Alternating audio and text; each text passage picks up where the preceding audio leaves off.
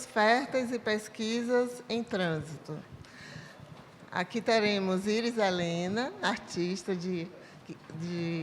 da Paraíba, Gustavo Vanderlei, que eu fiquei em dúvida de onde ele era, se é Rio Grande do Norte, São Paulo, Fortaleza, em trânsito. Alexandre Barbalho, grande professor da cultura, da arte do Ceará. Ramuse Brasil, daqui do Maranhão. E mediado por Frederico Soares, não, desculpa, Silva. Piada interna, pessoal. Então, eu queria convidar vocês a ocuparem os lugares e ao Fred, querido, a condução da mesa.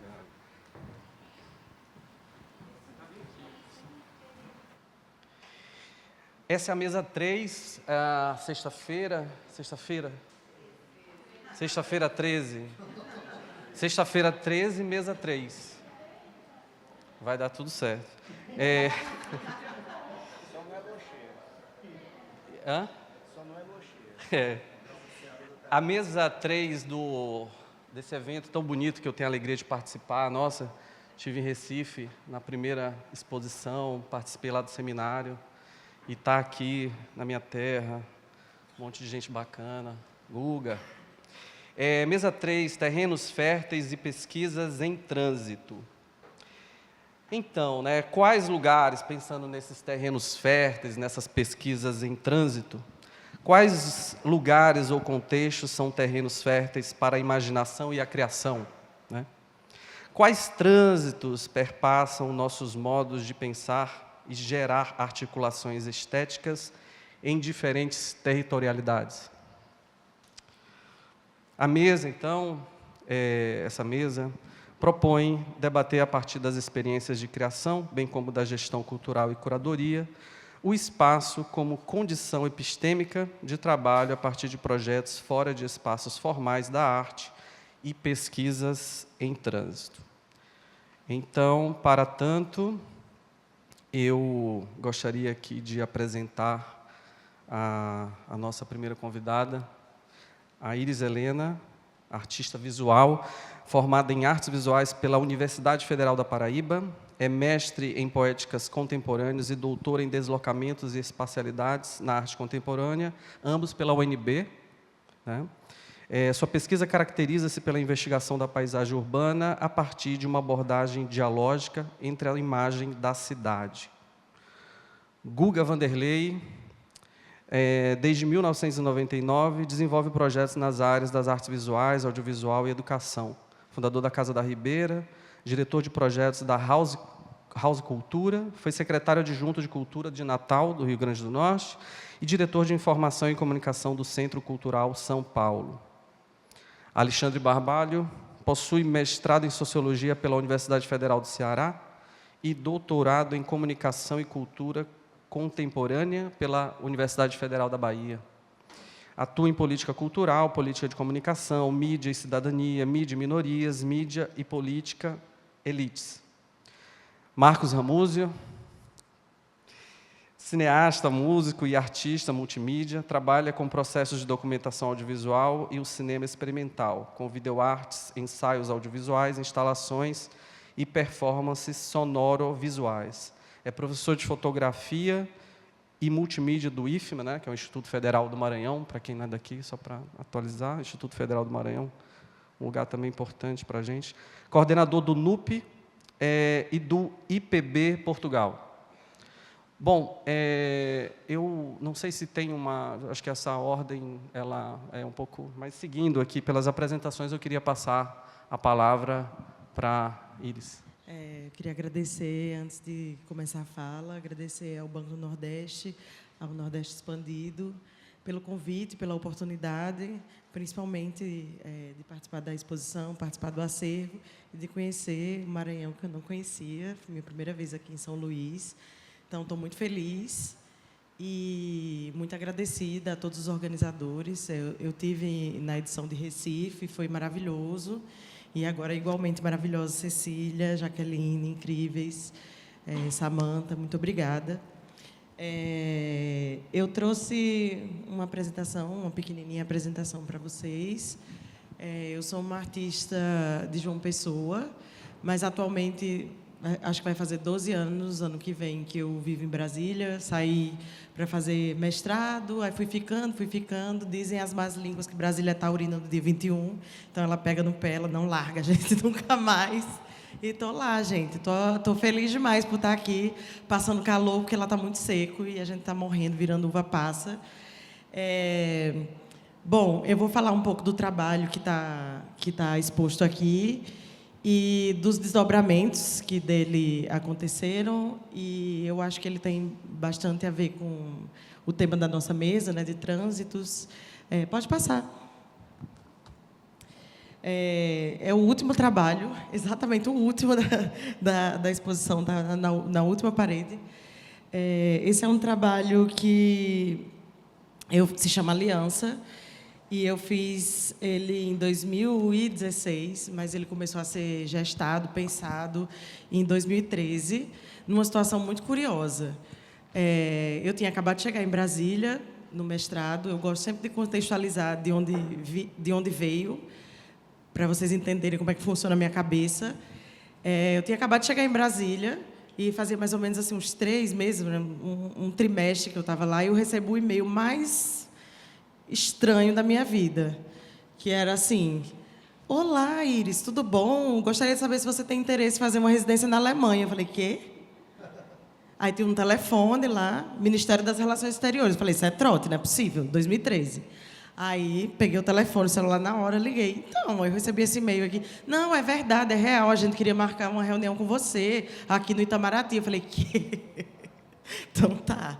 Eu nunca tinha saído do Brasil e tal, e fui para essa bendita reunião.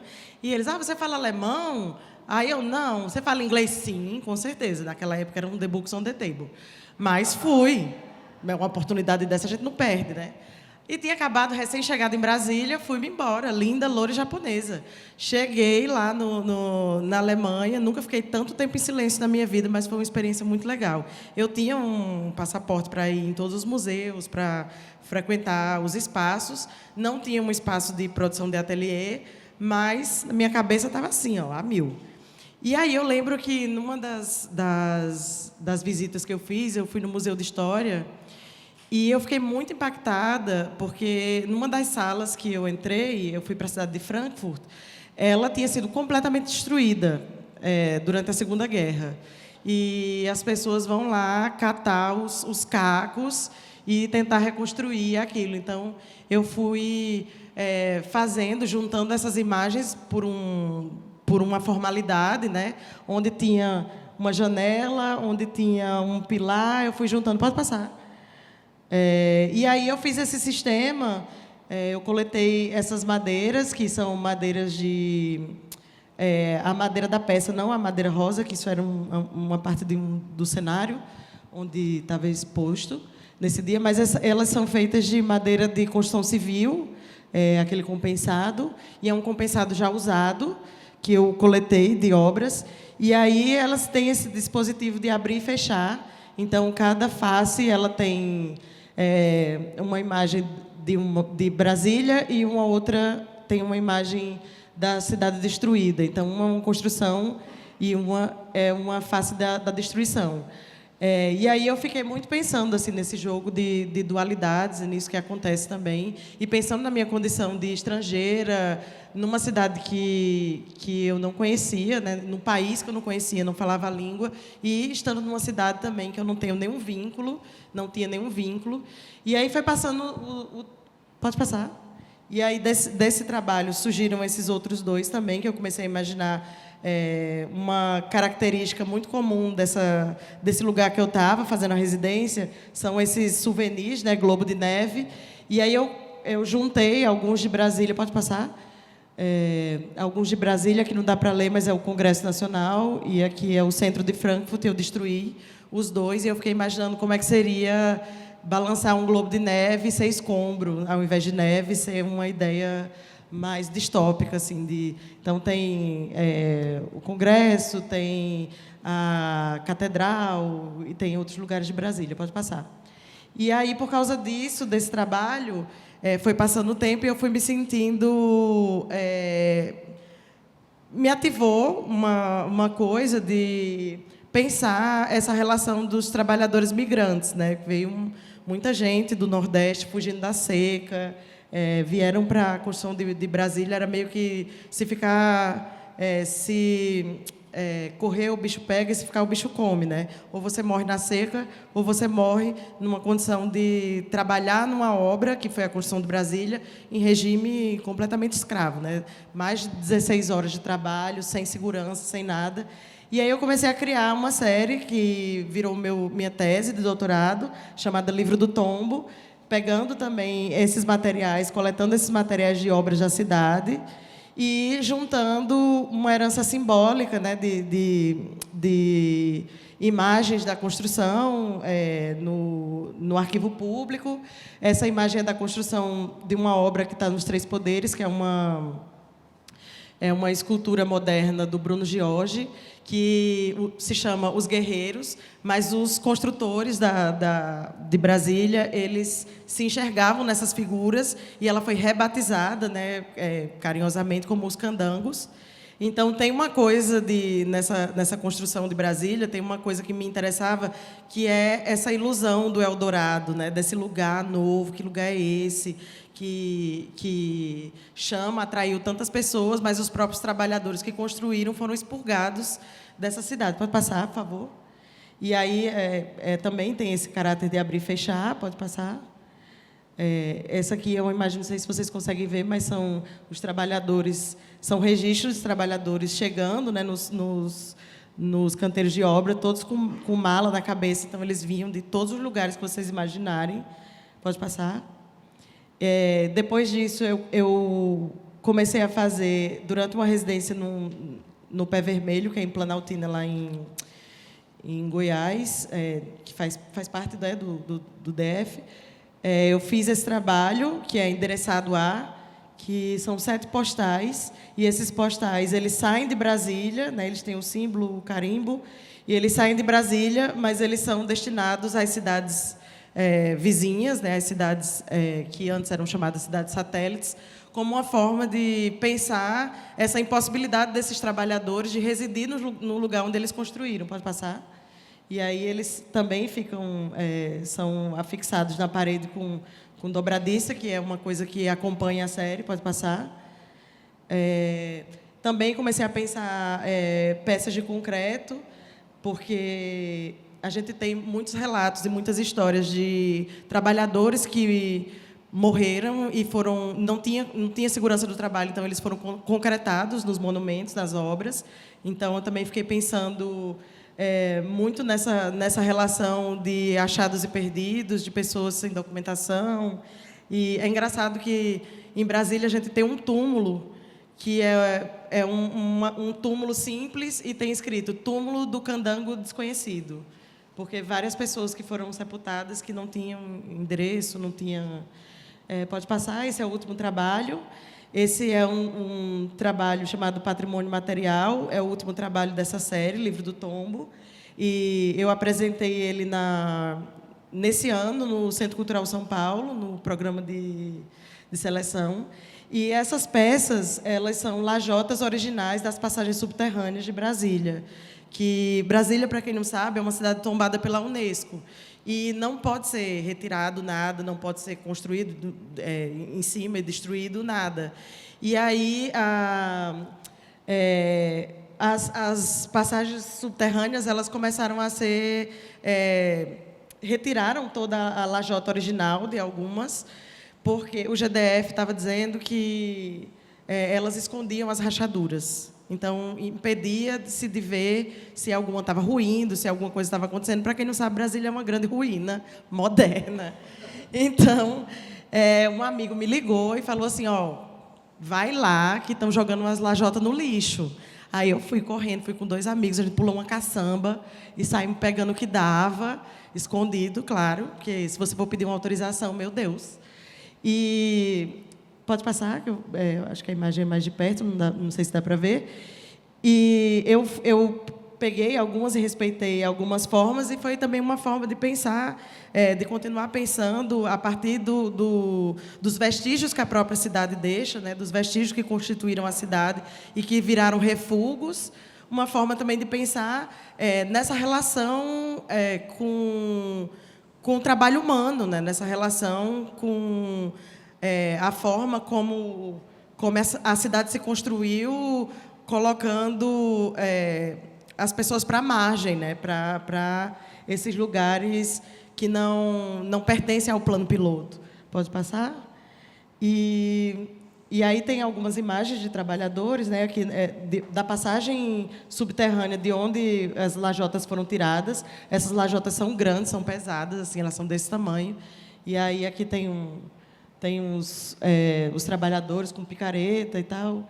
E é isso, essa é a série Livro do Tombo, porque eu acho que essa palavra tombo, né, ela tanto significa para tombar e você trazer algo para um lugar de patrimônio, mas também como a queda, né, e como esse fator de deslocamento e ilusão a qual esses trabalhadores foram submetidos. Então, acho que, para a minha experiência enquanto artista, eu demorei um tempo para... Eu acho que foi importante também passar 10 anos entendendo o local onde eu estava. Assim, quase toda... Uma grande parte da minha produção, acho que tem 18 anos de produção, ela aconteceu em João Pessoa, pensando na cidade de João Pessoa, e quando eu me mudo para Brasília, isso vai se atualizando, porque a gente começa a ficar envolvido com o lugar a qual a gente está trabalhando. Então, é isso. Obrigada por me ouvirem.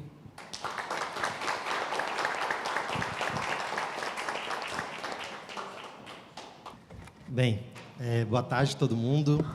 Primeiro, agradecer o convite, Jaqueline, Cecília, Samanta, querida, que bom que está no seu chão, né? Também seu chão. E achei engraçado, Jaque, você me falar, você não sabe exatamente onde eu estou, né? É mais ou menos isso, né? Eu acho que eu estou nesse trânsito o tempo todo, e não só em termos de lugar, a gente vai falar muito sobre isso, né? O meu objetivo é falar sobre lugar, que contamina meu trabalho em vários aspectos, também nesse trânsito, né? Eu sou gestor, curador, produtor, curador, enfim, né? Então, são trânsitos possíveis de se fazer nas possibilidades em que eu me encontro e no que eu demandei para mim mesmo, né? Então, agradecer principalmente ao Banco do Nordeste, porque esse trânsito Nordeste-Nordeste é muito complicado, né? Eu vim para São Luís com 15 anos, gente, olha só. E São Luís era um local muito especial para mim, porque foram 2 conquistas pessoais muito significativas. Primeiro, porque minha família era muito urbana e sempre a gente foi para cidade. E foi a primeira oportunidade que eu tive de viver 10 dias numa fazenda em Alcântara. Então, eu tenho essa memória de 15 anos de cavalo, de planta, de cheiro, que é muito forte.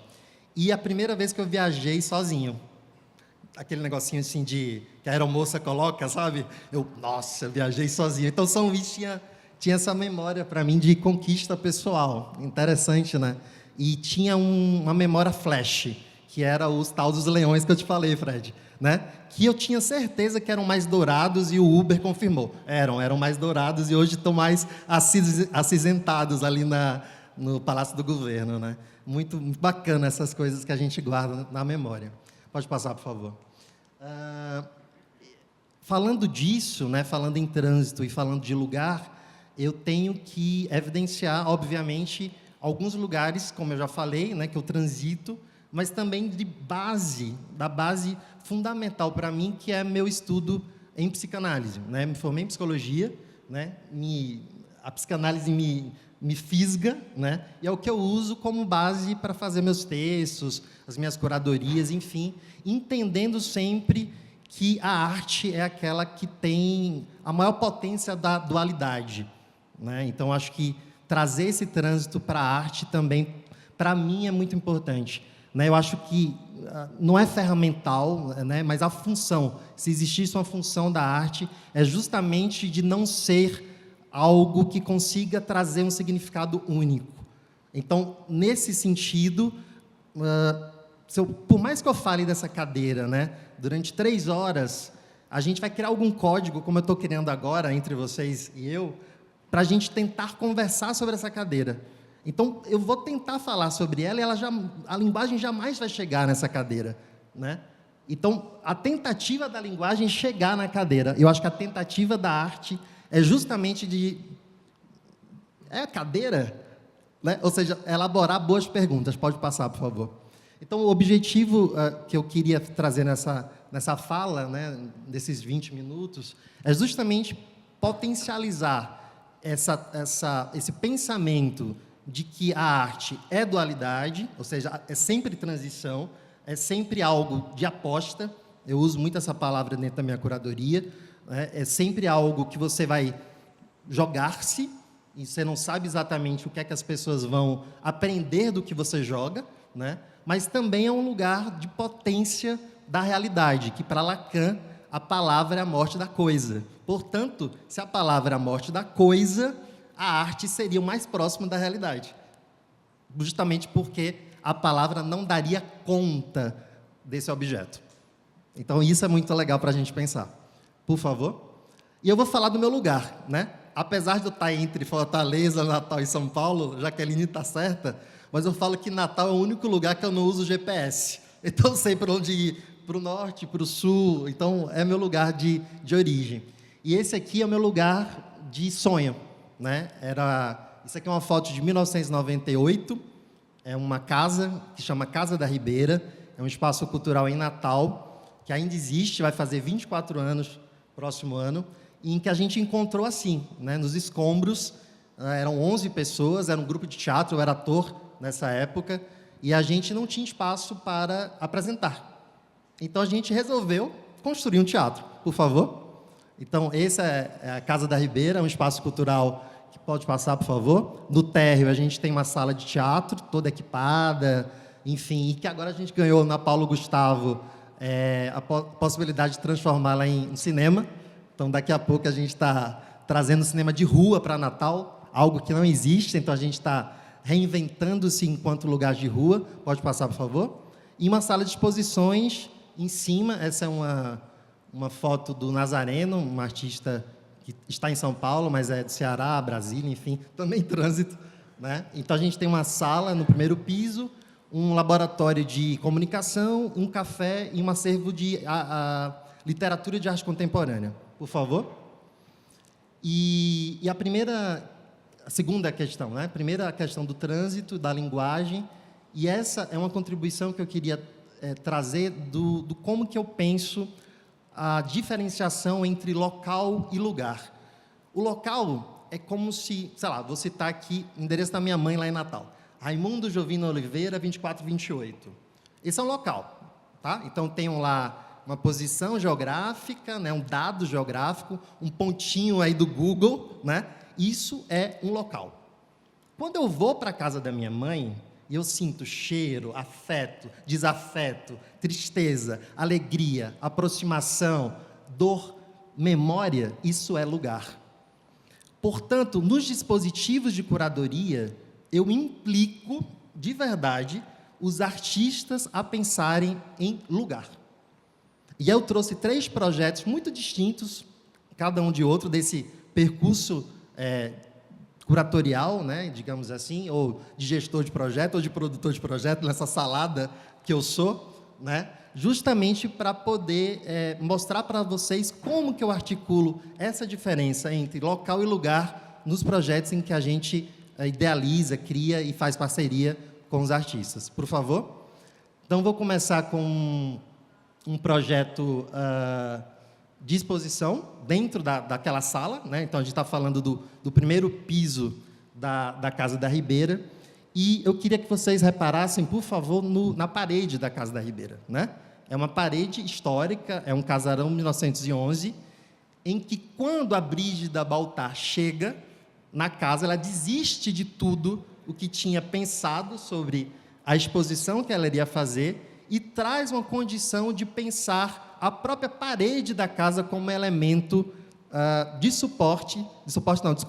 de materialidade da obra dela.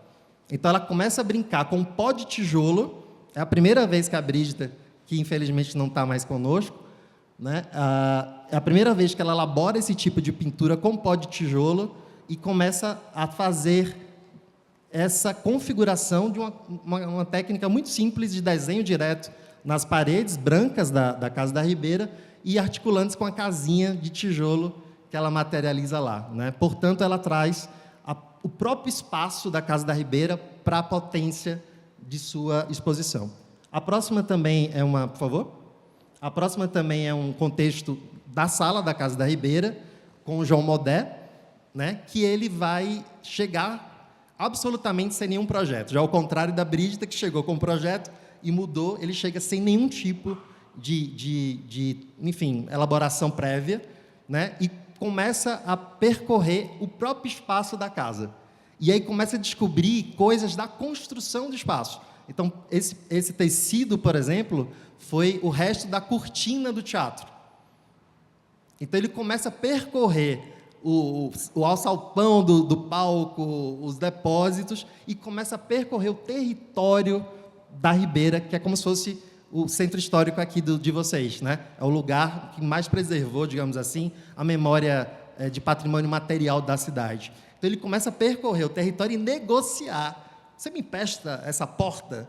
Né? E ele começa a ter todos os agenciamentos possíveis com os moradores da região do entorno da Casa da Ribeira. Né? Então, esse é um outro exemplo também de lugar. Então, ele traz uma contribuição não só da materialidade do território, mas da negociação e da visita dessas pessoas aos seus objetos emprestados. Então, ele materializa com isso uma espécie de lugar inventado para esse tipo de dispositivo e exposição.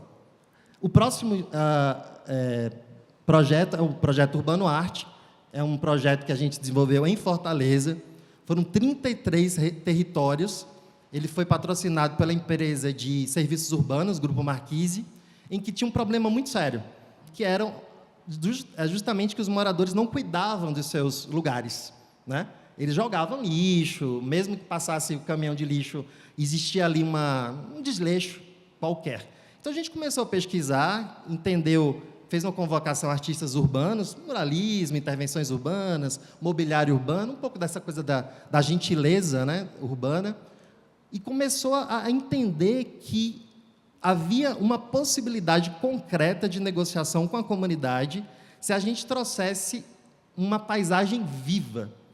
Então, a gente chamou o Fernando Limberger, não sei se vocês conhecem, né, um artista gaúcho, mas que mora em São Paulo, que ele transita, mais uma vez, ao transitar, entre paisagismo e arte.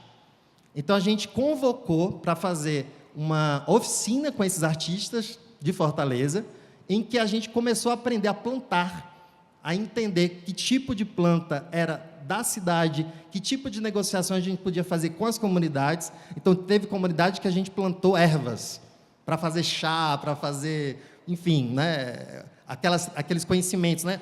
Quebra-pedra, para dor de cabeça. Então, a gente fez herbários afetivos, né, dentro dessas intervenções, e outras plantas frutíferas. A comunidade quis manga, enfim. E a gente teve respostas muito interessantes, né? Esse aqui é um espaço em Jacarecanga. É isso? Né? Gente, Fortaleza, é isso, né? É um espaço que, inclusive, virou espaço de visita, né, turística. E aí esse espaço, que era um espaço horrível, né, era um espaço contaminado por um açougue do lado, que jogava o resto, literalmente, de animal ali, era insuportável, virou um espaço completamente de cuidado e afeto, né? Então, a comunidade respeitando esse lugar e cuidando das plantinhas. Porque a gente falava, a gente vai embora e a planta é viva, né? E aí, quem vai botar água, quem vai cuidar? Então, a relação começou a ser também de um lugar de afeto para essas pessoas. Aí eu trouxe o último case, que é um case que a gente rompe, literalmente, o espaço, enfim, do lugar legitimado de se pensar arte, de se fazer arte, enfim, né, que é a praia. Então, a gente fez 5 edições desse projeto. Esse projeto é um edital nacional em que a gente articula, enfim, artistas que queiram estar com a gente nessa loucura que é fazer arte contemporânea na praia, né? E são dois campos muito definidos dentro desse convite para os artistas. Primeiro, que pensar a praia como lugar por excelência pública. É o lugar que a gente acha assim, ó, João Pessoa e Natal, né? Aqui, o lugar da praia é um espaço de trânsito, um espaço fluido. Claro que tem os muros invisíveis, né? Lá em Natal, Ponta Negra é um pouco mais elite, Praia do Meio é um pouco mais do povão, enfim. Mas ainda há uma condição de você transitar dentro desse espaço. Então, a primeira é essa, é um lugar público. E a segunda, de trazer uma questão que, para mim, enquanto gestor, é dificílimo de vender, que é todos os projetos são efêmeros. Todos. Então, a materialidade do projeto é o resíduo, alguém falou de resíduo ontem, né? Eu uso essa palavra também, é o resíduo das obras. Tanto num dispositivo que chama Isso Não É Uma Exposição, que é a memória do artista, ele acaba lá, a presença do artista também é necessária nesse projeto, então ele acaba lá as suas 4 horas de trabalho, digamos assim, e vai para o Isso Não É Exposição e deposita seus resíduos lá, que pode ser uma memória, pode ser uma parte da obra, pode ser uma conversa, um diálogo, enfim. Então, é nesse sentido também que tratar de um não mercado com patrocinador é complicadíssimo, porque eu vou falar para o patrocinador, olha, é uma obra que não é material, é uma obra que você vai ver só em vídeo, e ela não fica para a sua marca. E tem outra coisa que a gente tem que falar para o patrocinador, a gente não fala que é arte, porque a gente entende que a aproximação das pessoas na praia, bebendo cervejinha, mexendo na areia, é uma aproximação completamente outra do que estar dentro do dispositivo legitimado, onde se espera ver arte. Os corpos estão muito mais relaxados nesse momento. Tá? Então, eu trouxe... Será que dá tempo? Se não der, você me corta. Eu trouxe 3 exemplos, pode passar. O primeiro é do Marcos Martins, chama Navegantes. É o videozinho, por favor. Então, são videozinhos curtinhos que eu faço, que é justamente o que eu tenho que dar ao patrocinador, né? Então, é a materialidade possível que eu consigo. O primeiro, a gente vai ver um objeto do Marcos Martins.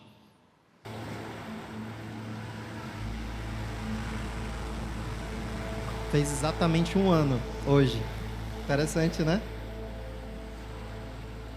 A obra Navegante se propõe a ocupar 2 mundos, que é o mundo da habitação da casa e o mundo do mar. Então, no entremeio entre a casa e o barco, também o barco em si é uma habitação, e quem trabalha, quem é trabalhador do mar, a obra se propõe a ser constituída de uma materialidade que é o pau-a-pique. O barco em si é um barco para não ser navegado fisicamente, mas para ser navegado espiritualmente. Navegado também com os pensamentos, com os desejos, com as inquietações.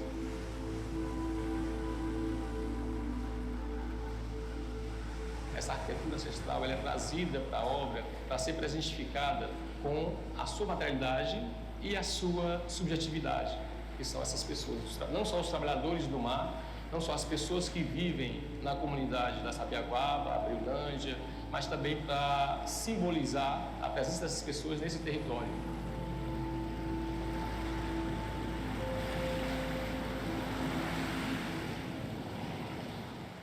E aí tem 2 coisas muito legais nesse trabalho. Primeiro, que eu sou um estrangeiro em Fortaleza, né, porque eu preciso de GPS lá, e eu convidei uma poetisa, né, para falar sobre cada uma das praias.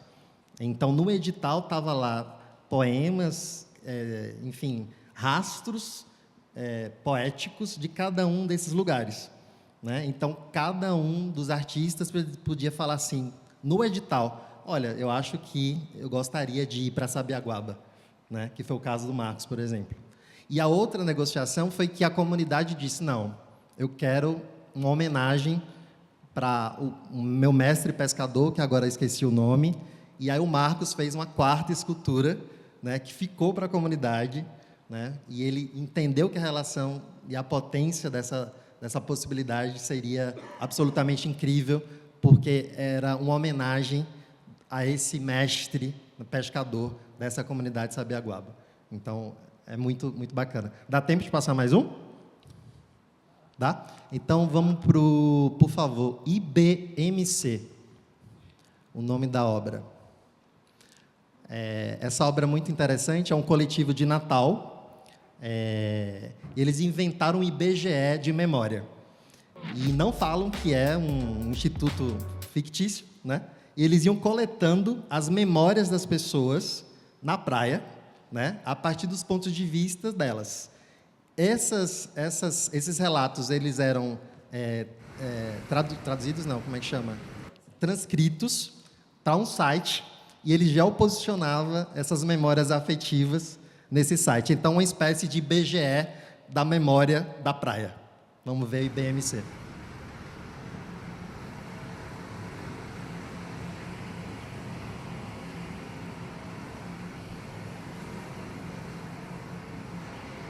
Eu gosto aqui do Poço da Draga, eu já vim algumas vezes, mas a última vez que eu vim aqui foi muito legal, porque meus amigos falaram assim, hoje vai ter uma super lua, a lua azul. E sempre dizem que é uma coisa assim, única, não vai acontecer de novo, a gente então corre pra praia pra poder ver. Só que aí antes de começar a aparecer a lua, a gente ficou ali na ponte, quando o sol começou a se pôr, a lua começou a aparecer, e de fato assim, foi uma das luas mais bonitas assim, que a gente teve, porque ela era imensa, assim, então parecia que estava muito perto da gente. E os prédios ali do fundo da praia de Iracema faziam tipo um quadro, assim, sabe? Com essa lua. O IBMC ele vem muito nesse lugar, assim, né? É uma ficcionalização dessa instituição, onde a gente instaura uma performance o Instituto Brasileiro de Memória Costeira, né? Que é um instituto que busca coletar as memórias e histórias das pessoas com esse ambiente costeiro, com a praia. A gente conversa com as pessoas e grava essa conversa onde elas contam pra gente essa história. Essas histórias elas vão estar acopladas numa plataforma online, num site, de forma anônima ou identificada, vai depender da pessoa, se ela quiser autorizar isso ou não.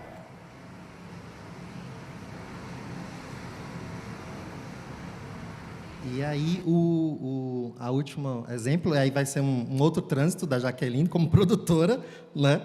Que foi um trabalho incrível que a Jaqueline produziu para o Eduardo Frota.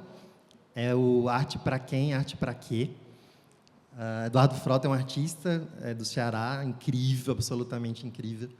E essa obra foi uma obra de pós-operação total, que eram 2 perguntas numa situação que vocês vão ver agora.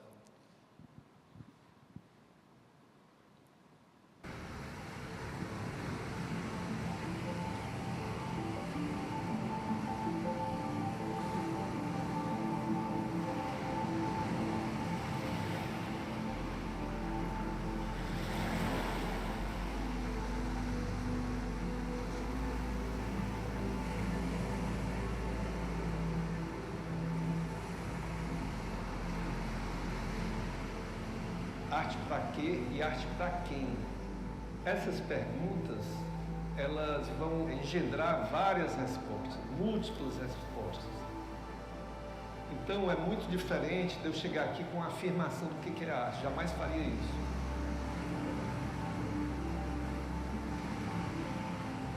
Essa pergunta, eu coloco ela dentro desse campo social, cultural e político, no lugar que a cidade está discutindo isso.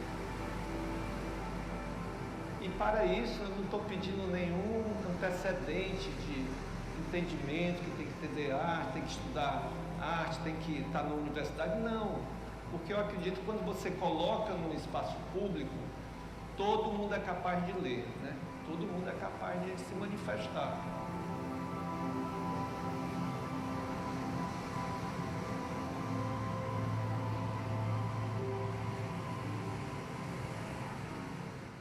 E aí esse trabalho repercutiu para muito além do que a gente imaginava, né? Então, esse barco ficava 6 horas, né, Jaque? Para lá e para cá, num trânsito sem parar, né? Entre 2 espigões, num bairro de elite, né, da cidade, Meireles. Isso começou a repercutir em jornal, em rede social. Porque tem um barco atrapalhando o nosso banho. Aí as outras pessoas que viram que nada, é só um dia, não tem nada. Você está incomodado é com a arte mesmo. Então repercutiu para um lugar muito diferente do que a gente imaginou, né, desse debate, dessas 2 perguntas, ou seja, no dispositivo que a pergunta realiza, nas pessoas e na própria questão que o Eduardo propõe, né? Que é muito bacana, né? Nesse território em trânsito o tempo todo. Então, isso foi uma possibilidade também da gente poder dialogar através das redes sociais com esses públicos todos diversos, né? E a gente deixou, né? Teve hora que eles mesmos deram conta dentro lá do jornal, foi, Jaque? Dentro da TV, né? Isso repercutiu para a Globo News, você tem ideia, foram 4,5 minutos de Globo News. Loucura, né? Mas são as coisas que a gente não espera, mas que a gente tem que estar aberto para esse trânsito. Volta só para a minha apresentação, por favor. Gente, aí está meu contato. Hoje eu não sou mais gestor da Casa da Ribeira, né? E tenho uma agência de consultoria para marcas e desenvolvimento de projetos. Aí está meu e-mail e, enfim, espero que a gente tenha conseguido, no mínimo, dialogar de alguma forma com esses projetos que eu trouxe para vocês. Muito obrigado.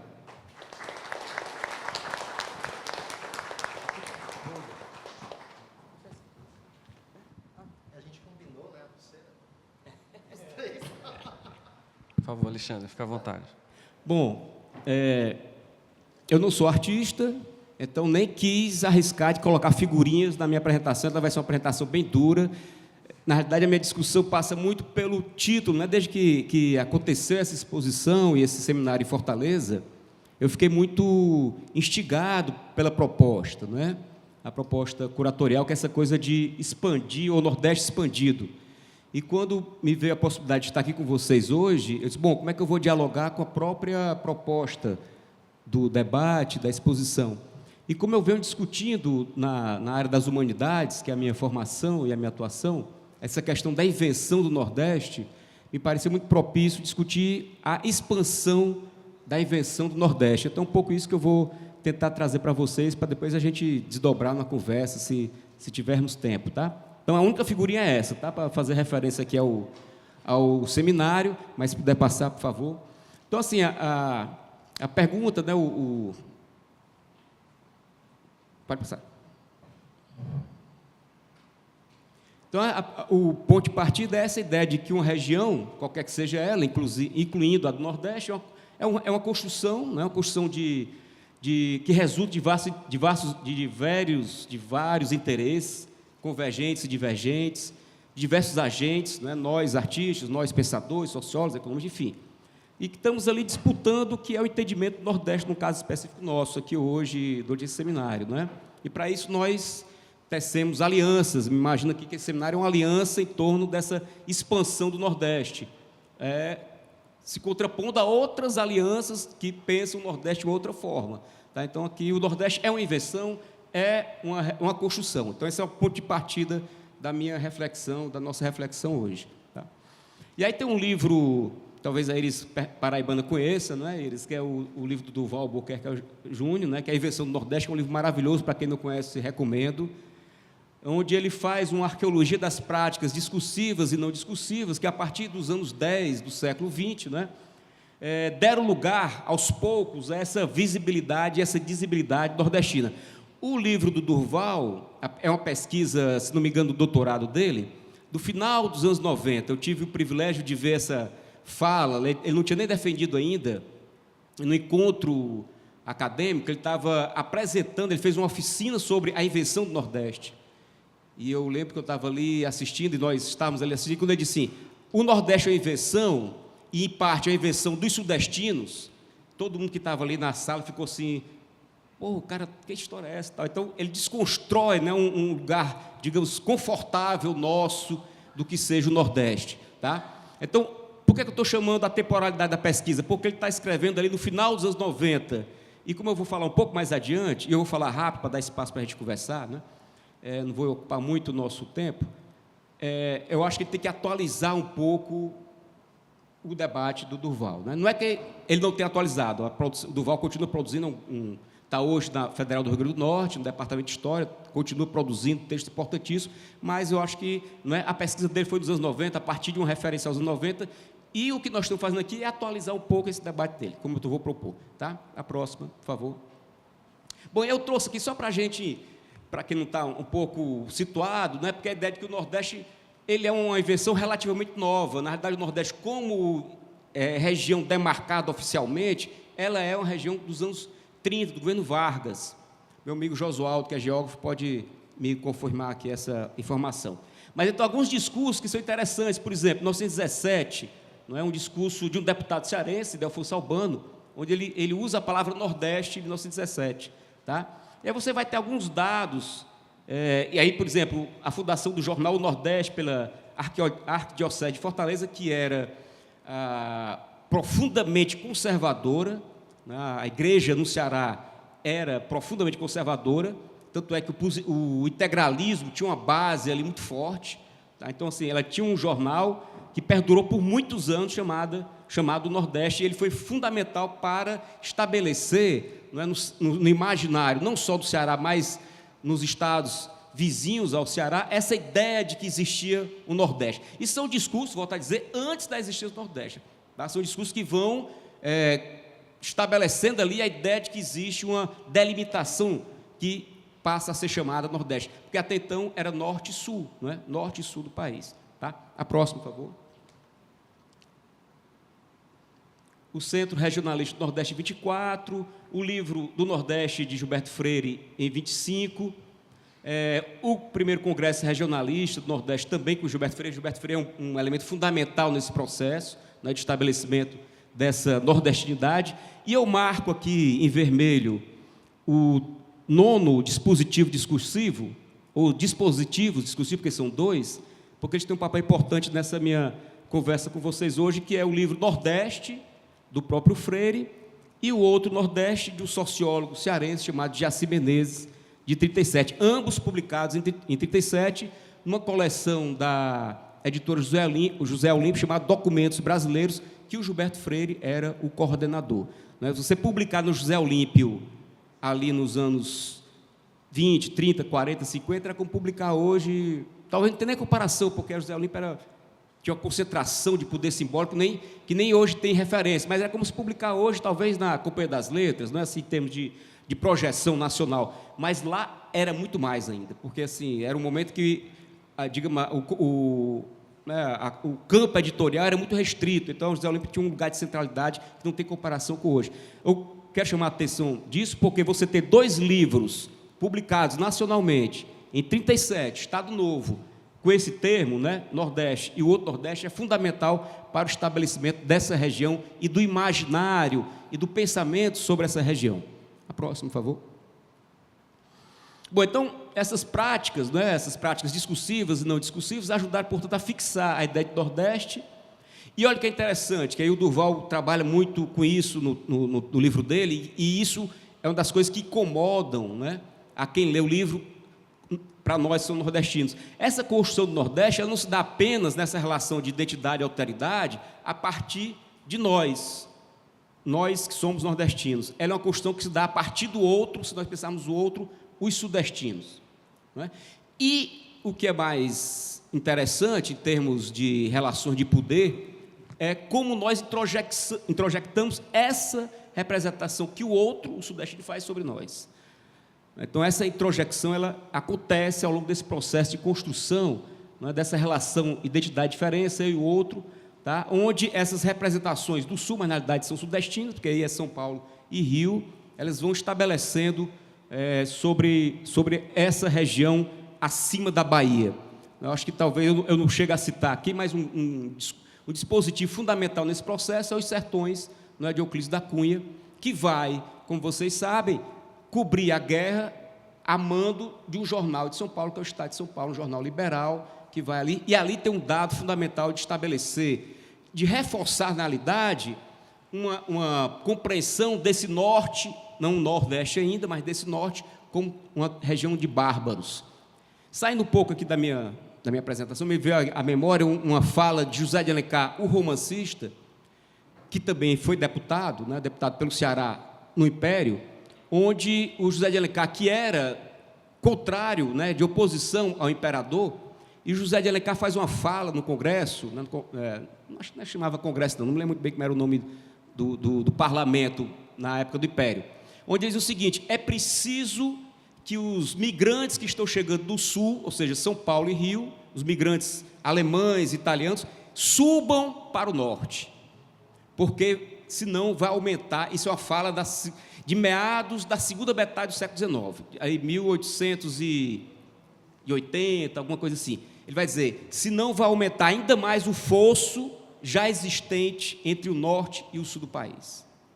O fosso já existente entre o norte e o sul do país. Se esses brancos não vierem para cá para melhorar a nossa raça, nós estamos lascados, pensava o Alencar.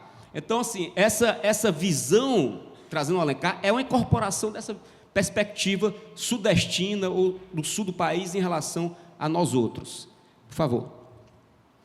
Então, assim, como eu estava falando, essas imagens nos impregnam, não é? E nessa oposição, né, o sul e o sudeste era tudo aquilo que nós não somos, ou seja, o sul e o sudeste é a civilização, é a riqueza, é o progresso. E o contrário disso somos nós, né, nessa perspectiva, nesse processo de construção dessa região. Por favor. Então, assim, se o sul e sudeste é civilização, progresso, então o que é que nós somos? Nós somos a saudade e a tradição. Não é? Nós somos, esses elementos, não é, deram substância ao discurso regionalista, e é muito interessante isso. Quando São Paulo fala, ele fala de Brasil, quando nós falamos da região. Né? Nosso lugar de fala é regionalista, o lugar de São Paulo, do Rio, é Brasil. Tá? Então, assim, essa perspectiva, não é, de uma economia decadente, das elites nordestinas, leia-se elites da cana-de-açúcar, basicamente, do litoral da cana-de-açúcar, né, do ciclo da exportação do açúcar. Então, o Nordeste inventa, quando eu digo Nordeste, obviamente, uma determinada elite intelectual, ela inventa essa ideia de que o Nordeste é o lugar depositário da essência da brasilidade, né, no recurso metonímico, né, a parte pelo todo.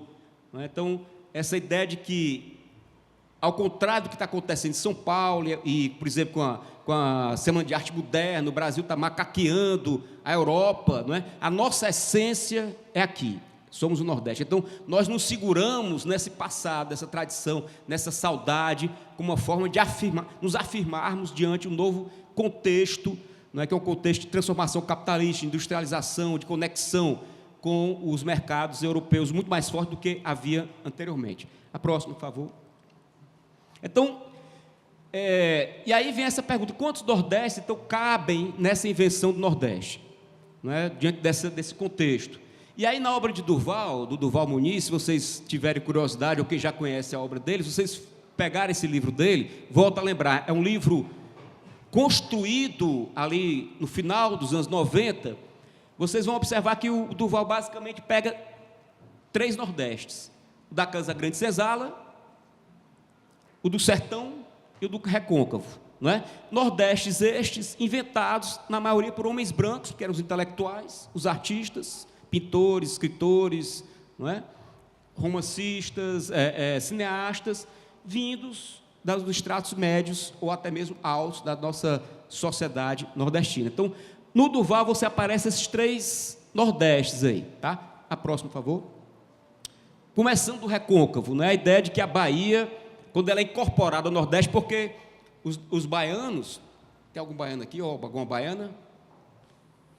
Mas você é Recôncavo, né? Pois é, os baianos do Recôncavo não acham que a Bahia é Nordeste, né? A Bahia é outro mundo, a Bahia não é Nordeste. Então, quando ela é incorporada ao Nordeste por força de um recorte, não é, político estatal, né? Quando se cria a região Nordeste, a Bahia se transforma no Nordeste, ela é incorporada. Então, assim, qual é a ideia de Bahia que surge nesse processo? Qual é a baianidade? É a Bahia do Recôncavo, não é? A Bahia de Jorge Amado e Dorival Caymmi. É essa Bahia que aparece para o resto do país como integrante do Nordeste. Né? A próxima, por favor.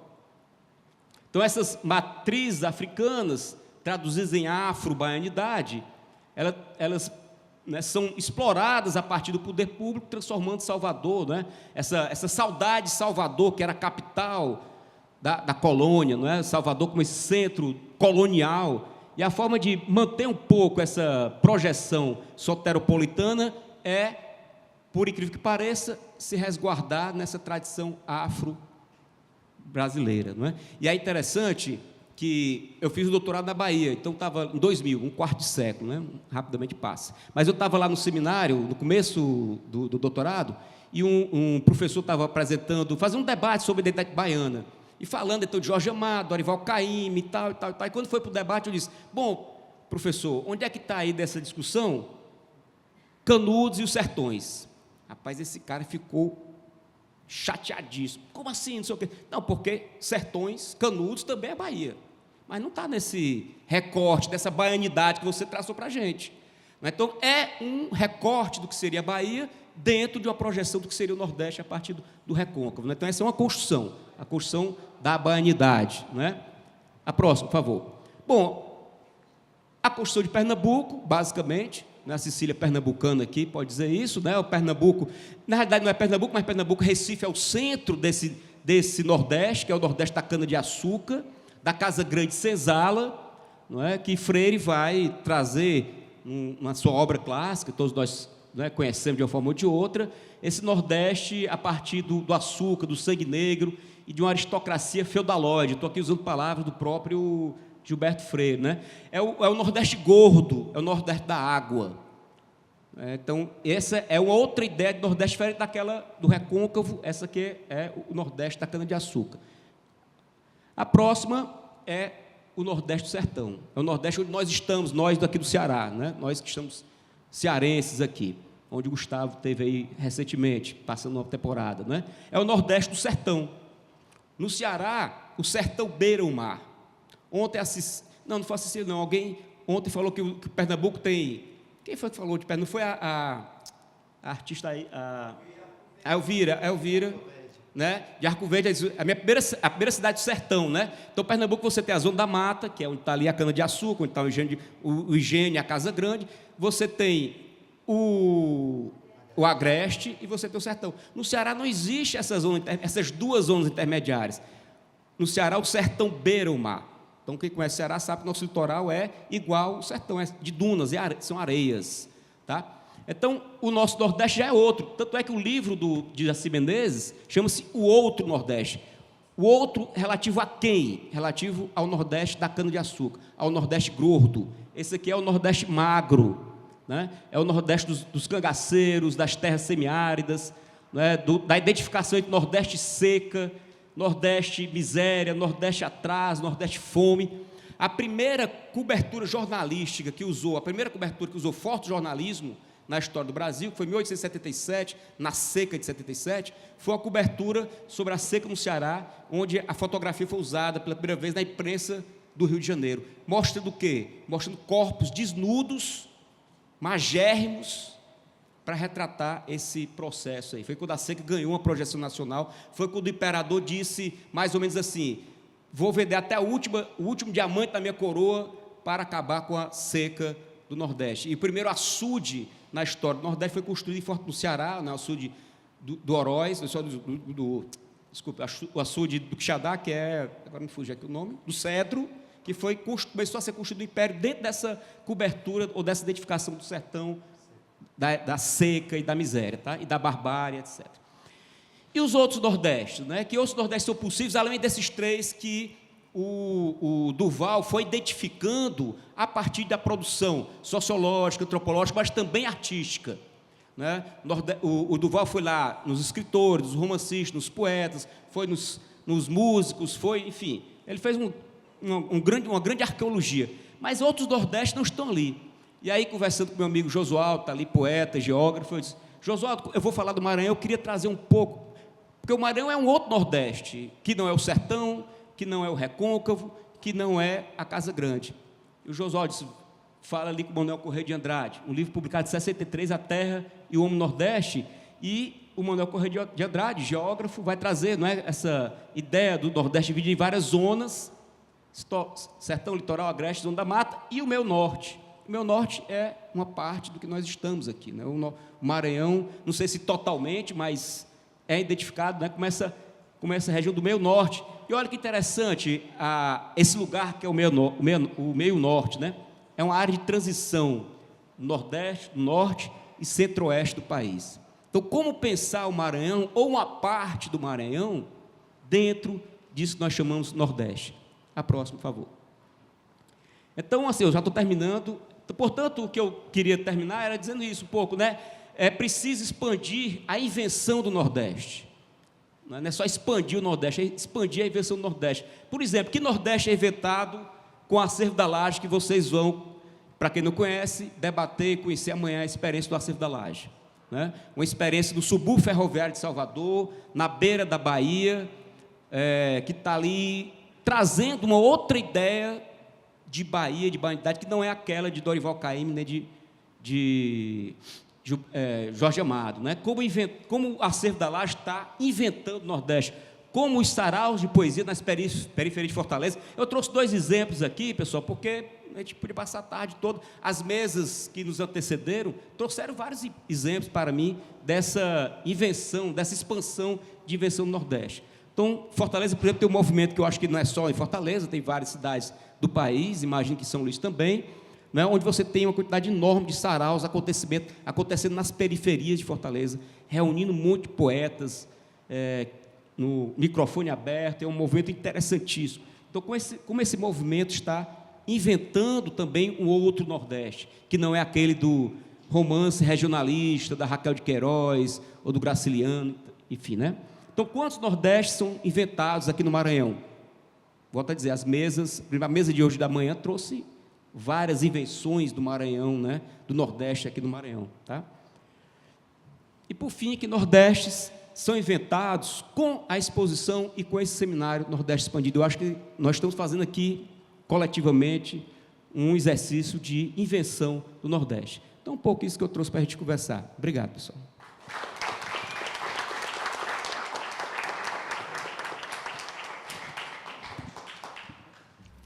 É interessante essa ideia de lugar e da nomeação dos lugares, né? A própria ideia de Meio Norte, se nós formos lembrar que quando a capitania de Grão-Pará e Maranhão foi anexada ao Brasil em 1823, a própria capitania só foi aceitar isso em 1828, né? Tiveram 5 anos de articulação política para que o Maranhão continuasse da coroa portuguesa. Esse era o desejo das elites naquela altura, né?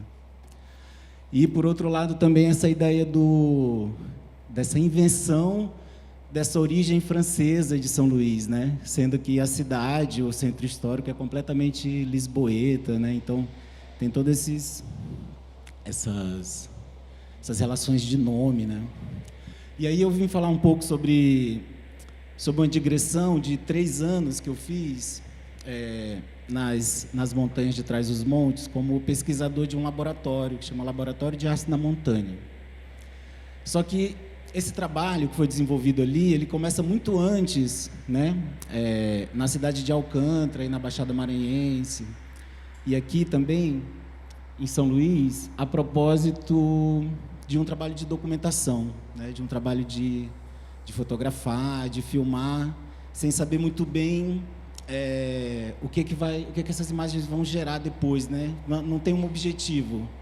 É um projeto sem produto, digamos assim, como início, né? E depois, a partir dos encontros, das relações que vão se estabelecendo, de deixar essas imagens descansarem, de deixar elas se ressignificarem, encontrar um motivo, um sentido profundo para trabalhar com isso que tinha uma certa frescura num determinado momento, mas depois de um tempo já é memória, já é arquivo, já é parte da reminiscência de trabalho, né? Então, o que vai despertar esse material que está nesse filme, que eu vou explicar um pouco melhor ao longo da apresentação, é uma residência artística, né? Eu e minha companheira Carola Ramos, a gente tem uma residência em Alcântara que chama RICA, que é uma residência de intercâmbios científicos e artísticos. A gente trabalha sempre nesse campo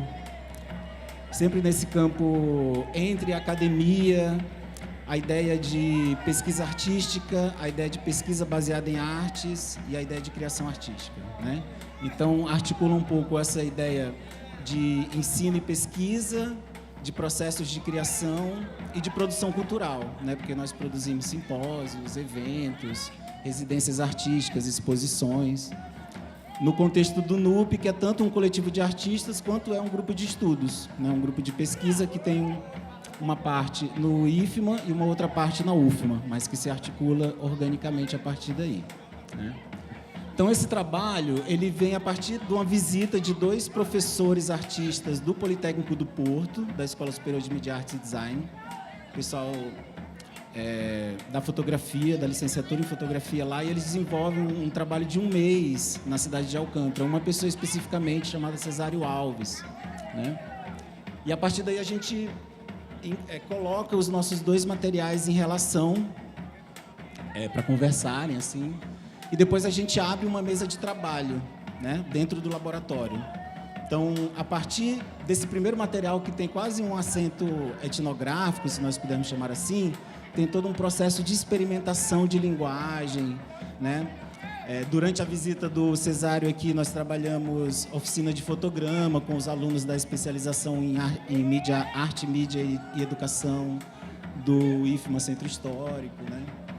Voltando lá, todo um processo de construção de objetos sonoros para dialogar com essas imagens, né? Então, nós propunhamos uma performance sonoro-visual a partir desse material.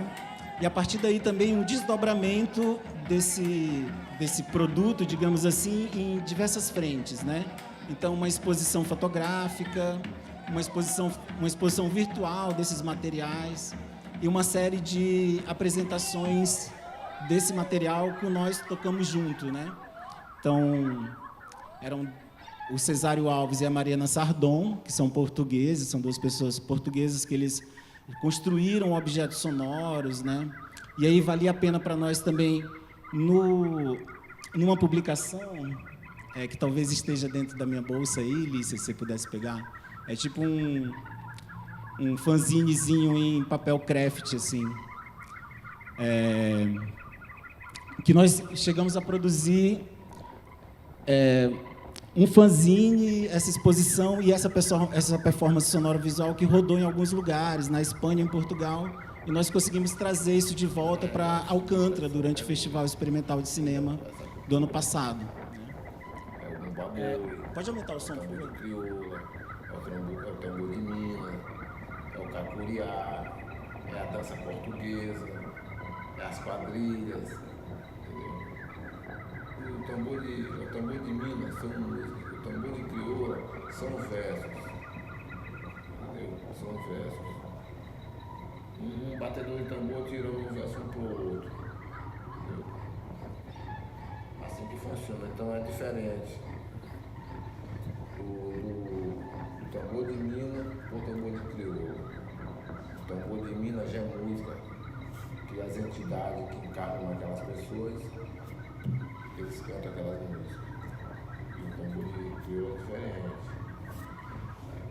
São versos que um cantador tira um pro outro. Entendeu? Eu tiro um verso para ti, já vai, aí tem um coro. Vamos supor, o povo diz assim, vamos pro mar, todo mundo diz aqui, vamos pro mar, mas tem os dois cantadores, entendeu? Mas vamos supor nós 2, de teste. Eu tô tirando rima pra ti, tu tá tirando pra mim. Mas nós já ensaiamos um coro, depois que tem uma tarde de tambor, cantar, puxar aquele coro, entendeu? Então dá tudo certinho, como você viu. Uma coisa que combina. A batida do tambor, na mão. Tem as 2 matracas que dá o som do tambor grande, não sei se você observou. Mas nós temos lá o que fica na matraca lá com 2 pau, com as 2 batidas. Entendeu? Então assim. O reggae, você sabe que o reggae é da Jamaica. Mas no Brasil o Maranhão é conhecido como a capital do reggae. Porque é muito grande, é muito forte o reggae no Maranhão. Muito, muito mesmo. É uma das músicas hoje mais fortes do Maranhão, se chama Seu Reggae. Então, depois a gente ia para a mesa de trabalho para construir o filme visualmente também, né? Abstrair a partir dessas imagens documentais. Vestimentas, porque tem muitos brasileiros maranhenses que se vestem, você chega em festa, que tipo um jamaicano, vestimento, entendeu? Pode ir baixando. Nas primeiras experiências, assim, nós apresentamos esse trabalho 6 vezes. Então, a primeira vez que a gente foi apresentar num festival de arquivo e cinema. Então, era eu, o Cesário e 4 retroprojetores, microfone de contato colado nos projetores que gerava som. Foi um caos completo, assim. Depois a gente foi reduzindo o tamanho de elementos que a gente tinha que organizar para poder fazer a performance sonora visual. Então, a gente incluiu algumas coisas dentro do filme, outras a gente ainda utilizava alguma coisa de teatro de sombras.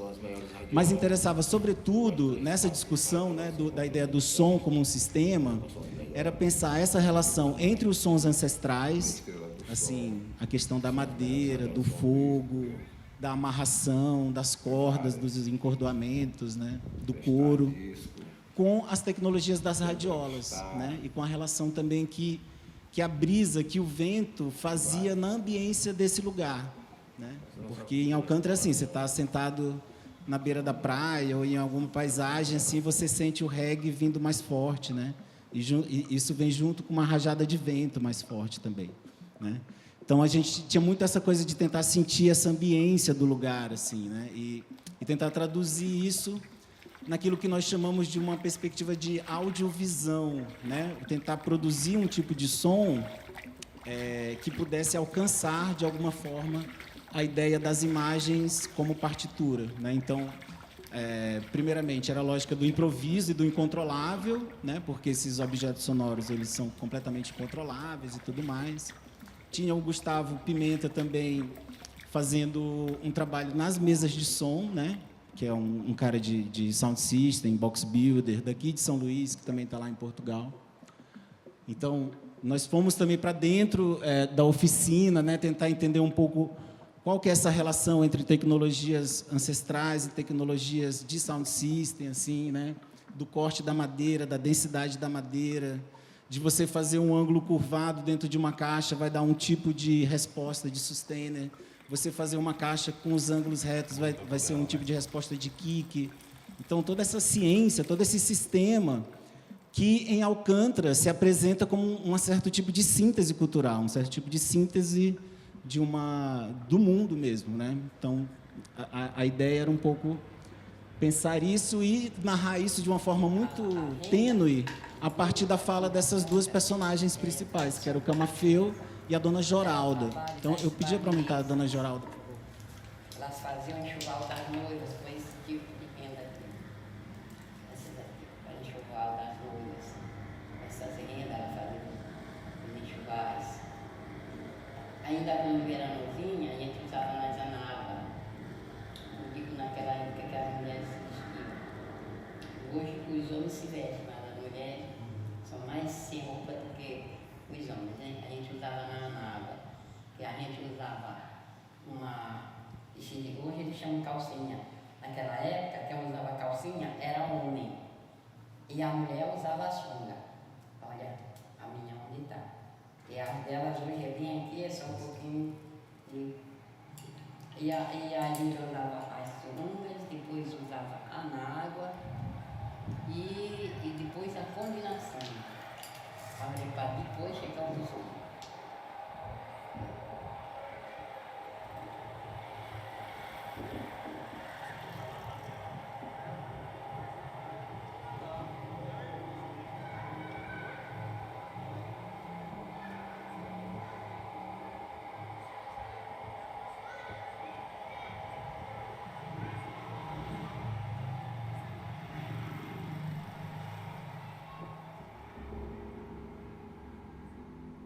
Bom, enfim. E aí a ideia do desdobramento disso num trabalho laboratorial também, né? Ou seja, pensar todo esse momento de trabalhar os arquivos, de trabalhar o registro, e depois como que isso poderia se traduzir numa obra visual também. Eu só tenho esse, já não tenho mais. Depois, quem quiser dar uma sacada... Alcântara foi uma cidade de muitos sofrimentos. Pela escravatura. Foram desenvolvidas assim algumas obras de contato, né, algumas fotografias de contato, alguns garatujos baseados nos sertões do Graciliano Ramos, algumas imagens também produzidas. Um cachorro, né? O cachorro que é a Presídio que de é a Alcântara, Baleia, presídio que é uma de personagem Alcântara, do Graciliano Maranhão, Ramos, né? era Alcântara. Então, essas coisas, presídio do e ao Maranhão mesmo era tempo Alcântara. cianotipias dos processos e ao mesmo tempo os Desde a época dos esquemas escravos. dos objetos que sonoros acontece? que nós produzimos ao Lá longo tem do um projeto. poço. Os croquis, né? Como Os se fosse croquis desses que é onde desses objetos, dizem, assim, né? que eu me entendi, os mais velhos dizendo que combinar lá de no alguma fundo forma desse essa relação. poço, Desculpa. botavam. Tentando combinar de alguma forma essa relação entre Tem um processo de documentação que cai e no processo mar. de experimentação, né? Onde Trazendo matavam como os base escravos, assim jogavam os escravos nesse esse estudo da luz e esse estudo do som, lugar né? chamado Fundo da Pensando Matriz. um pouco o Da audiovisual, cabeça tentando da pensar o serpente. audiovisual e as artes cabeça da visuais a serpente, partir bem na da matriz chave aqui dentro de Alcântara, sonora e a praça, partir da chave das e o rabo ondas lá no fundo do eletromagnéticas, mar. né? Essa coisa do deslocamento do ar Lugar chamado a partir Fundo da das Matriz, ondas sonoras conhecido, um e essa pesqueiro coisa que da nós temos. visibilidade das frequências Essa que é a nossa de luz Alcântara, cheio de- a partir, de por história. exemplo, da poeira em suspensão, né? Então a gente tem tentado pensar um pouco como que esses significantes mínimos podem apresentar essa relação sensível com o microcosmo, com o universo específico, como Alcântara, né? Como que eu acho que o Yuri também conseguiu vicejar com o Nada É. Então, acho que é isso. Tá bom já.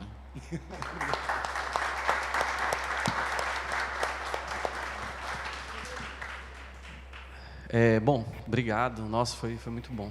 Muitos terrenos e muitos trânsitos. Eu queria começar essa parte agora das perguntas e eu mesmo queria aproveitar aqui muito rapidamente perguntar para a Iris, porque ontem quando eu vi o teu trabalho lá na exposição, eu fiz uma associação direta assim com a gravura, com a Chilo, assim, eu olhei muito rápido, falei, é Chilo, tá? Mas não, depois eu fui entender o trabalho. Mas mais do que isso, quando eu vi o teu trabalho, que são essas placas de madeira, assim, com as dobradiças, né? Eu fiquei com vontade assim de fechar e levar, assim, eu fiquei me deu uma dimensão de, sabe o quê? Uma dimensão quase de um relicário, sabe? Você fecha aquela imagem e guarda ela, assim. Então, e aí hoje, quando tu me mostrou aqui, falou de Brasília e tal, eu lembrei, que a gente falou aqui sem o microfone, eu lembrei das fotos, eu acho que são do Verger, do Pierre Verger, que falam do período da construção de Brasília, que você via várias casas como se fossem casas de compensado, né? Como se fossem palafitas, assim, de muitos moradores naquele período de uma migração muito forte. Quer dizer, quando você me apresentou o teu trabalho, falou desse processo, quer dizer, e quando lá, antes disso, eu olho para o teu trabalho, eu tenho vontade de fechar ele, penso nele como uma caixinha de uma imagem que tem uma dimensão afetiva, eu penso muito entre o mundo, né? Como você recolhe esse mundo e dá a ele uma dimensão afetiva. Quer dizer, é um dado que eu localizo no teu trabalho. Então, eu queria que você, assim, falasse um pouco se tem realmente isso, uma dimensão de um afeto nesse lugar. Ontem eu estava dando uma aula, obrigado pela observação. Ontem eu estava dando aula numa turma de fotografia e, coincidentemente, a aula foi sobre Atlas. E aí a gente fez um apanhado, assim, e aí eu trouxe uma exposição que aconteceu na Reina Sofia, curada pelo Didi Berman, que é um filósofo francês, curador e tal, e se chama Atlas, né, a exposição, e é Como Levar o Mundo nas Costas, que é essa a proposição, e a proposição do Atlas mitológicos, né, que ele carrega, a figura mitológica que carrega o mundo nas costas. E aí eu fiquei pensando que isso é um pouco também a função do artista, né, porque a gente o nosso trabalho, ele faz esse tipo de coleta essas imagens, né? Nossas imagens do mundo, imagens do outro, essas coisas que vão nos atravessando e que a gente vai sendo atravessado. E a gente vai construindo atlas pessoais, assim, atlas dessas imagens que vão fazendo parte do nosso imaginário, assim. Obviamente que eu trabalho muito com impressão de impressora caseira, assim, na maior parte do meu trabalho, mas quando eu penso assim na impressora, tipo, nossos avós são o avô da impressora é a gravura, né? Então tá tudo ali dentro de um imaginário, tanto que a escolha das imagens do preto e branco não as imagens de Brasília, elas a maioria não está em preto e branco, né? Mas a técnica usada, que é uma impressão UV, ela não contém branco.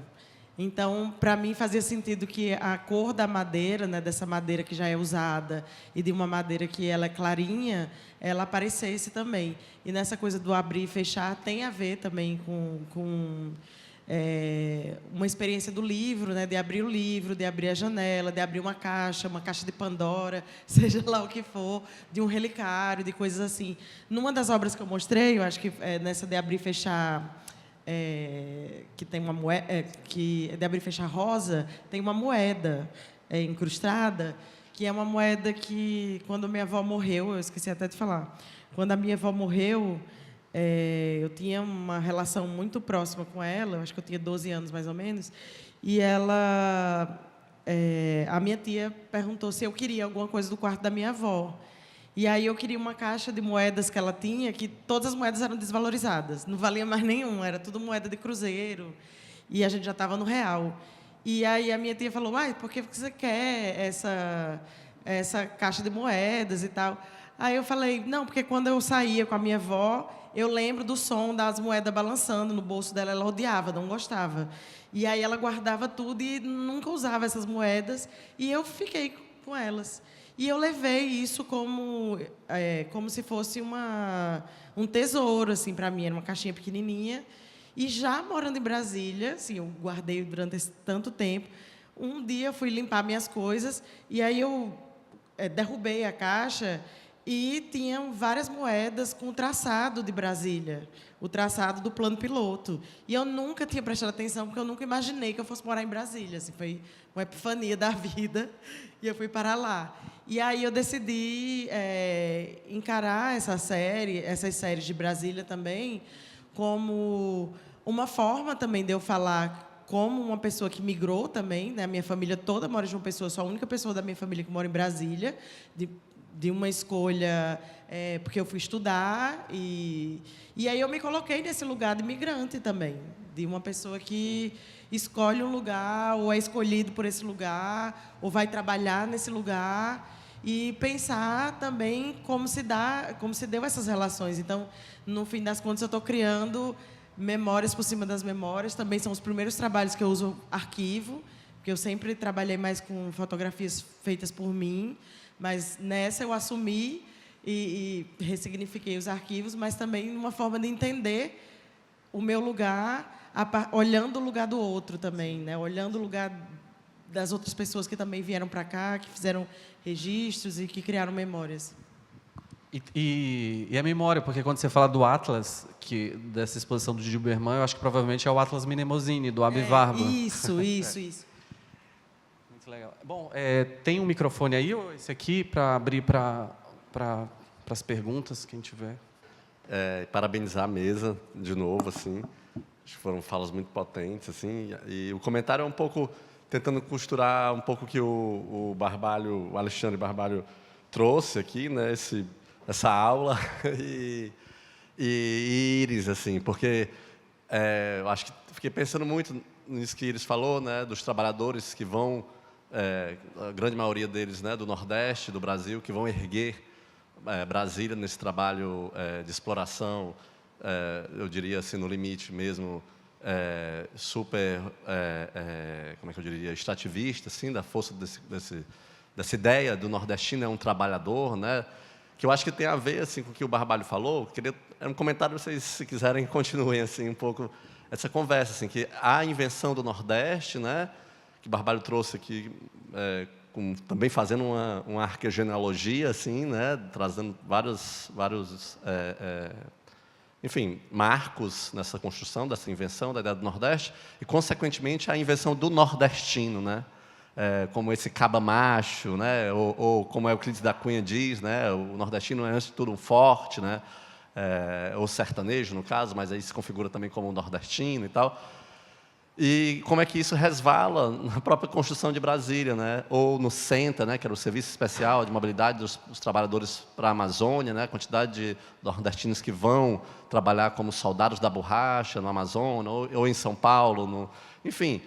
Mas como também essa ideia do nordestino, do povo nordestino, essa ideia do povo nordestino, né? Está tão incrustada tanto em Brasília, né? Isso aí, fico pensando também, Iris, quando te ouço, nos filmes do Adirley Queiroz, né? Acho que tem uma força ali de Era Uma Vez Brasília, ou A Cidade é Uma Só, enfim, nos muitos filmes do Adirley, né? E aí, para finalizar também, são comentários jogados aqui, na fala de ontem, que se falou de imaginação e política, de imaginação é política, né?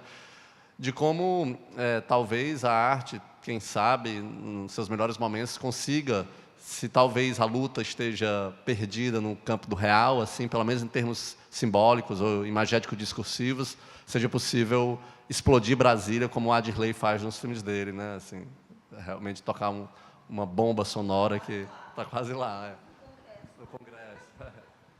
Não é uma pergunta, não, é mais jogando... Pelo menos simbolicamente, eu já destruí ali o Congresso num globinho. Pelo menos simbolicamente, a gente já imaginou esse... eu já tentei imaginar se essa ruína que eu vi lá na Alemanha fosse em Brasília, né? Porque ela é uma cidade diferente, imponente, monumental, mas tem uma carcaça ali, tem uma história, aquilo que você me falou, que você viu as casas e as palafitas. Brasília ela é tão surreal que ela tem uma cidade submersa no lago. Então, o lago era uma cidade. Era não uma cidade, mas era uma comunidade chamada Vila Mauri. E essa comunidade, já se sabia que ali ia ser o lago, mas se permitiu que as pessoas ocupassem aquele espaço. Então, é meio perverso até a lógica. É totalmente perversa de saber que como se permite que pessoas ocupem aquilo, sabendo que aquilo ali vai ser alagado em breve. Então, assim, tem pessoas que podem fazer mergulhos, que encontram coisas, canecas, pedaços de sapato e coisa. É muito perverso, assim. É uma história meio estranha, assim, de se pensar, de se contar e tal.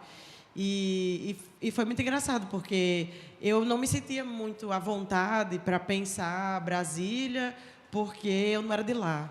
E aí em 2015, eu conheci uma mulher numa festa do Divino, em Goiás. Aí a gente estava numa residência artística em Olhos d'Água. E aí ela se escorou perto de mim, assim, eu conversa vai, conversa vem, não sei o quê. Uma senhora de uns 60 e poucos anos. E aí eu falei, a senhora é tão simpática. Aí ela fez, é porque eu sou nordestina, você não percebeu, não? Aí eu fiz, Aí eu fiz, é mesmo, ela vai lá em casa, vai tomar um cafezinho comigo. Aí eu sou assim, né? Me dê dinheiro, mas não dê confiança. Vou, com certeza, vou lá tomar um café com você. Aí ela não só era nordestina, como ela era paraibana, ela era de Itabaiana, uma cidade que eu conheço, porque eu sou de João Pessoa, mas eu cresci no sertão da Paraíba. Até os 15 anos eu morei em Uiraúna, assim, a última cidade da Paraíba. E aí fui lá na casa dela, conversei com ela, aí eu tive um insight, né? Aí eu falei assim, Dona Genô, do lado de fora da casa dela, Dona Genô, a senhora se importa se a senhora me apresentar a casa da senhora, que eu gravar o áudio, não levei câmera, não levei nada, gravar o áudio. Aí ela, não, pode vir, eu vou passar um café. Aí ela foi, eu fui gravando o áudio, só com um gravadorzinho assim de mão. E ela foi me contando as histórias, me mostrando. Eu só queria que ela fizesse assim, aqui é a sala, não sei o quê. Mas ela foi além. Ela começou, olha, isso aqui é a foto do meu marido, eu e meu marido, a gente se casou, não sei o quê. Ela começou a contar as histórias. Foram 2 horas de visita e ela me contando as histórias. Isso virou um filme, depois eu não trouxe porque ia estender muito. Mas, depois dessa conversa, ela vai me contando que ela foi embora para a construção de Brasília, né? Ela casou num dia, viajou no outro. Com 20 e poucos anos, o marido era analfabeto, ela sabia escrever só o nome.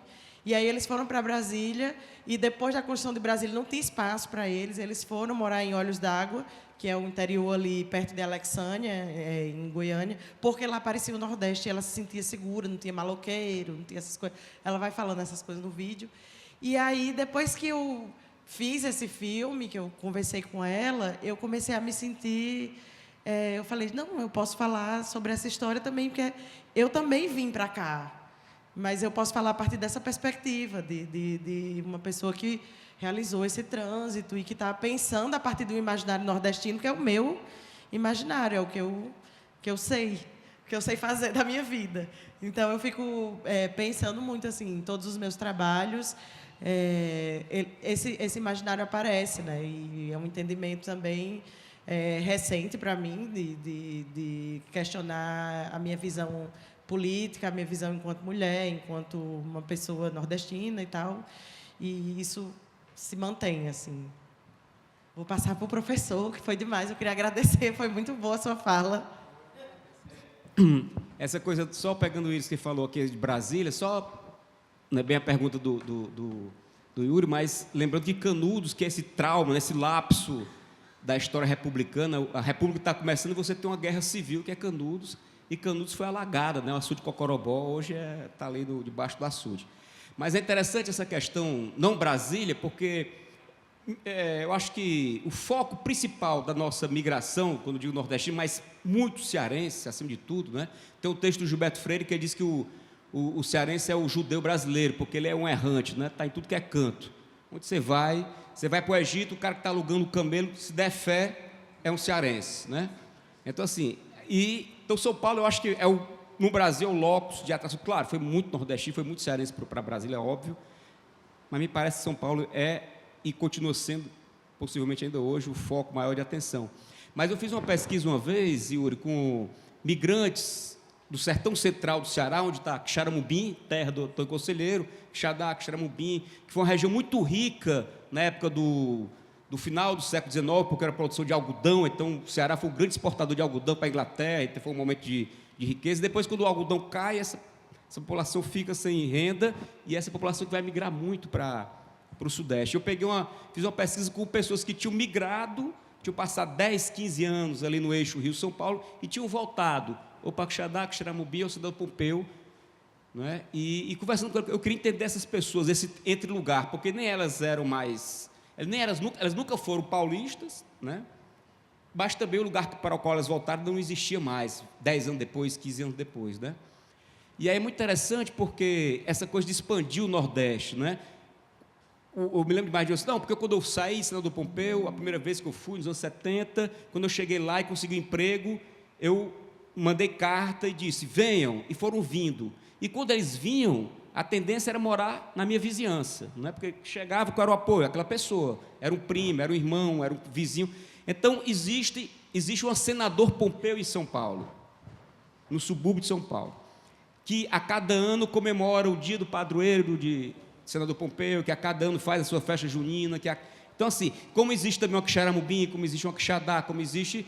Então, assim, são vários nordestes que compõem São Paulo, como eu imagino a mesma coisa que acontece em Brasília, talvez com menor dimensão, a mesma coisa no Rio, não é? Mas assim, essa coisa de migrar e levar consigo o seu lugar, para pegar um gancho aí da fala do Gustavo, né? Você vai e leva o seu lugar junto, o seu local, o seu lugar, o seu território. Você se desterritorializa, mesmo quando você se reterritorializa, você leva o seu território de origem. Eu acho esse trabalho, essa lógica é muito interessante para a gente pensar, não é, esse processo. Alguém mais? A gente está... Não, acho que está dentro do horário, está um pouquinho adiantado da hora, como diria o Tom Jobim. Alguém mais aí, uma pergunta?